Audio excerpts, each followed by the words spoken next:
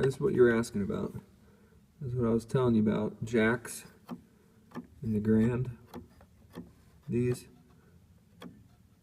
See how they bounce back up? And then this one, right there. Push it down. And which one was it here? This one, see? It's just not wanting to move. So, see this one? And watch. So that one right there needs WD-40. Just gonna spray some on there real quick. And then it'll basically be, you actually hit it back here on this, if you can see up there. That's the jack. You hit it right there on that little flange right there.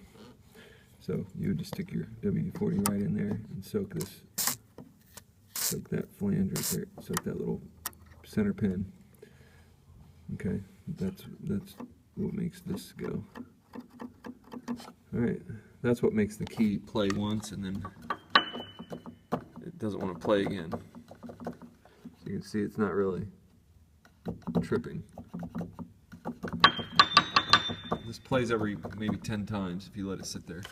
If you let it trip, it plays and then it doesn't play anymore.